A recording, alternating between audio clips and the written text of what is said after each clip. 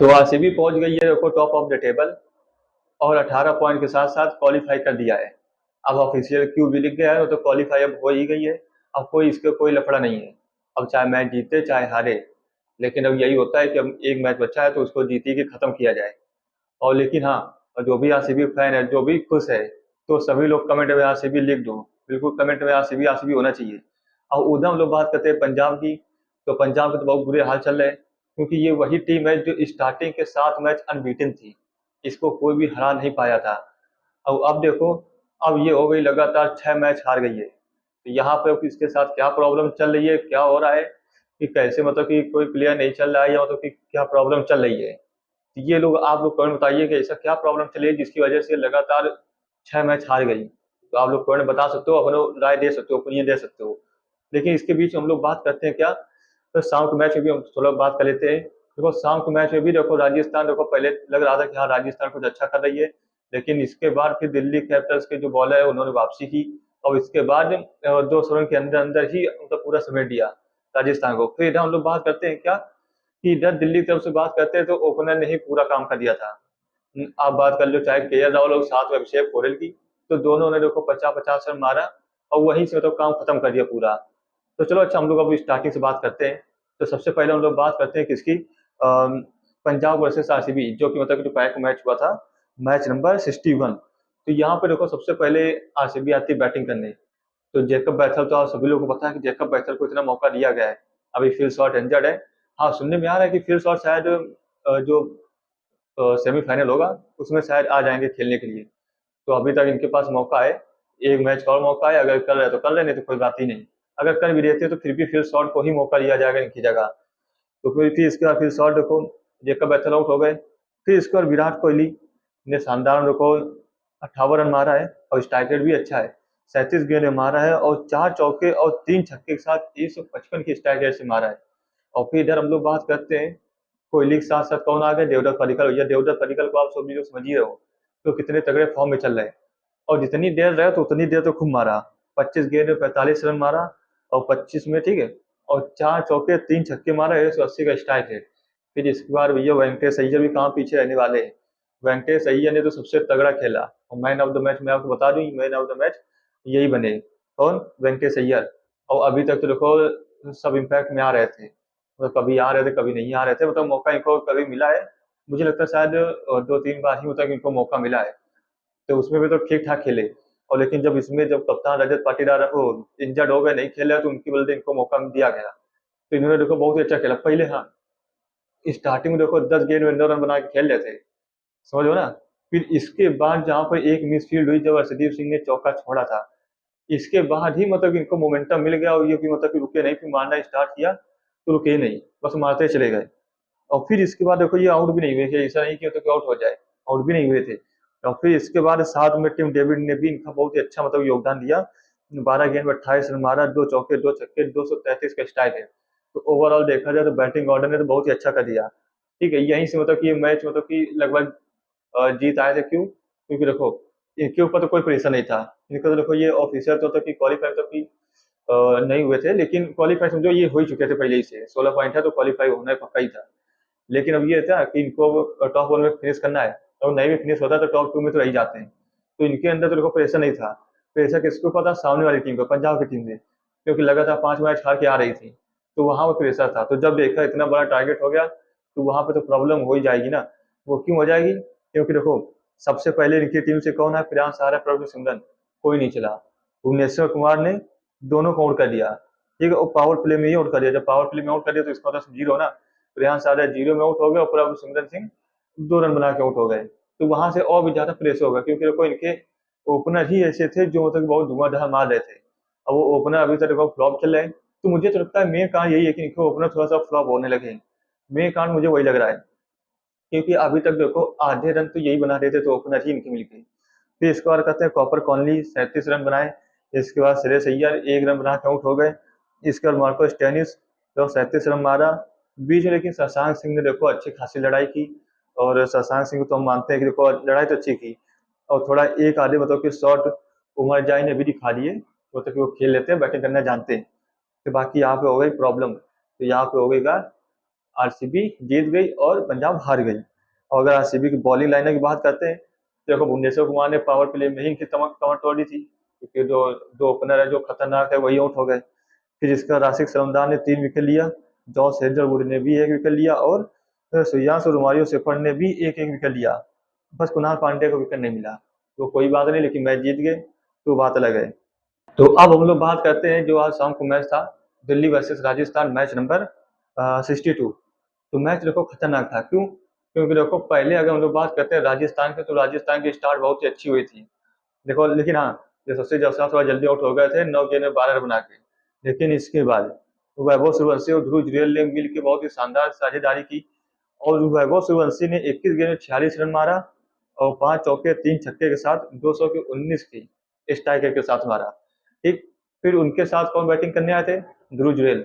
और ध्रुव जुरैल ने भी बहुत अच्छा खेला। और जैसा मैं बताऊँ कि पहले पिछली वीडियो में बता चुका हूँ, इनका टॉप ऑर्डर ही चलता है, तो वही मतलब देखो इसमें भी हो गया। टॉप ऑर्डर देखो यहाँ पे ध्रुव जुरैल ने 40 गेंद में 53 रन की शानदार पारी खेली। और फिर इसके बाद आया रियान पराग। रियान पराग ने फिर 26 गेंद में 51 रन की साझेदारी, मतलब 51 रन की अच्छी पारी खेली। लेकिन पहले रियान पराग भी बहुत ही स्लो खेल रहे थे। फिर इसके बाद वो जब फॉर्म में आया तो फिर मारना स्टार्ट किया, तो फिर रुके ही नहीं, फिर डायरेक्ट आउट होके ही गए। फिर इसके बाद क्या होता है, आते हैं किसकी बारी? मिचेल स्टार्क की बारी आती है। और जैसे मिचेल स्टार्क अपने ओवर में आए, बस अपने ओवर में 3 विकेट निकाल दिए राजस्थान के। और फिर वहां पे बस राजस्थान थोड़ा सा उनकी कमर तोड़ दी। वो क्यों? क्योंकि देखो जब एक ही ओवर में 3 विकेट चले जाते हैं तो प्रॉब्लम तो होती है। सबसे पहले रियान पराग जो कि बहुत ही तगड़े फॉर्म में चले थे, 51 रन तो मेरा शतक तो मार ही दिया था ना, तो वो उनको आउट कर दिया। ठीक, फिर इसका किसको आउट किया? फिर फरेरा आए उसको आउट किया, फिर रवि सिंह को आउट किया। तो समझो 3 मतलब कि बैटर को, मतलब कि तगड़े बैटर थे, उनको आउट कर दिया। फिर इसके बाद आए शुभम दुबे और दुष्यंत शंका। इन लोगों ने थोड़ा सा मतलब कि इधर उधर किया, लेकिन ये ज़्यादा चल नहीं पाए और ये लोग भी आउट होकर चले गए। और लेकिन आपको थोड़ा सा ये बात इंटरेस्टिंग नहीं लग रही कि अब प्ले ऑफ मतलब कि जो रेस है इसमें थोड़ा सा इंटरेस्टिंग तो और भी होने लगा। वो क्यों होने लगा? क्योंकि देखो दोपहर में कौन हार गई? दोपहर में पंजाब हार गई। अब उसको कितने पॉइंट? उसके 13 पॉइंट है ना। अब ये देखना पड़ेगा क्या 15 पॉइंट में क्वालिफाई कर पाएगी नहीं कर पाएगी, क्योंकि उधर देखो आरसीबी का ऑलरेडी 18 पॉइंट हो गए। और उधर गुजरात की बात करते हैं जो दूसरे नंबर में, उसके 16 पॉइंट हो गए। और इधर शायद हैदराबाद के शायद 14 पॉइंट है और इसके 13 पॉइंट है। तो मुझे तो लग रहा है कि हैदराबाद तो शायद क्वालिफाई कर जाएगी। लेकिन यहाँ पे लग रहा है चौथे नंबर में तो की रेस लग रही है। चौथे नंबर की रेस किसकी किसकी? पंजाब की हो गई और राजस्थान हो गई और सीएसके हो गई। इन तीनों की मुझे लगता है कि तगड़ी मतलब की टक्कर चल रही है। अब देखते हैं कौन जीतेगा कौन हारेगा, वो तो ये देखने को पता चलेगा। फिर इसके बाद हम लोग बात करते हैं किधर? दिल्ली कैपिटल्स की बैटिंग लाइनअप की तरफ से। तो दिल्ली कैपिटल्स की बैटिंग लाइनअप से स्टार्टिंग से ही मतलब कि अच्छा कर दिया। क्यों मैं ये क्यों कह रहा हूँ? क्योंकि इनके ओपनर ही चल गए। अब ओपनर हम लोग बात करते हैं अभिषेक पोरल, के राहुल के। इन लोगों ने ही अर्धशतक मतलब मारा। अभिषेक पोरल ने देखो 31 गेंद में 51 रन मारा, जिसमें 7 चौके हैं, एक छक्का है। मतलब इससे आपको समझ में आ गया होगा कि इन्होंने रिस्क बहुत ही कम लिया और वो सिर्फ एक ही दिशा मार रहे थे। फिर इसके बाद के राहुल 42 गेंद में 56 रन मारा, एक चौका 3 छक्का के साथ। तो इससे पता चला ये दोनों ने रिस्क बहुत ही कम लिया, क्योंकि जब चाह रहे थे कि आसानी से जीत जा रहे तो रिस्क लेने की कोई बात है ही नहीं। तो रिस्क नहीं लिया। फिर इसके बाद देखो साहिल परख आ गए, ये भी तो जल्दी आउट होकर चले गए। इसके बाद अक्षर पटेल आ गए। अक्षर पटेल जब आए तो पूरा मैच खत्म करके ही गए। 18 गेंद में 34 रन की शानदार पारी खेली, 2 चौके 2 छक्के के साथ। फिर इसके बाद आए स्टब भी नहीं चले, डेविड मिलर भी नहीं चले। और इसके बाद आशुतोष शर्मा 5 गेंद में 18 रन मारा। ये तो मतलब कि कुछ ज्यादा ही फॉर्म में थे और पिछले मैच में भी फॉर्म में थे। इसी बार नहीं, पिछले मैच में देखो अच्छा खासा रन मारा था, जहाँ पे एक चौका और 2 छक्का मारा और 360 के स्ट्राइक रेट के साथ मारा और मैच खत्म कर दिया। तो मुझे तो लग रहा है कि यहाँ पे ही मतलब कि इनका जो है पल्ला भारी होगा दिल्ली का। कैसे? कि पहले बॉलिंग में जो मिस्टर मिचेल स्टार्क ने 3 विकेट निकाल दिए एक ही ओवर में वहां से। फिर इसका जो इनके ओपनर चले गए अक्षय पोरल और के राहुल, वहां से ये दोनों इनके टर्निंग पॉइंट हो गए। इसी वजह से देखो दिल्ली जीत गई। बाकी आप लोग कर बताइए कि दिल्ली क्यों जीती और कैसे जीती, क्या उनका स्ट्रेटजी रही? बाकी आप लोग तो बताना ही कमेंट में। तो अब हम लोग बात करते हैं आज मैच की। आज शाम को मैच इसका है। आज मैच देखो तो ऐसे खतरनाक टीम का जिनको क्वालिफाई करना बहुत ही जरूरी है।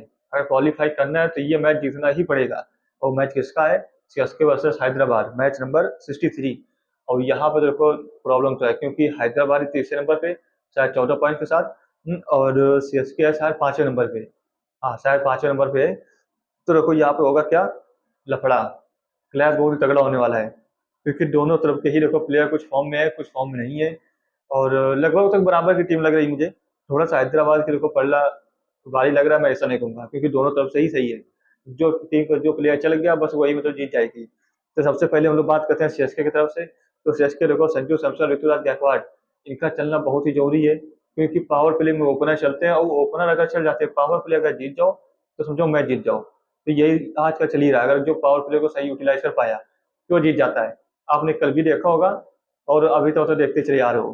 फिर इसके बाद उर्विल पटेल एक मैच में तो अच्छा चल गए थे, जो 13 गेंद में 50 से मारा था। अब इनको अगर जीतना है तो इनको भी अच्छा करना पड़ेगा।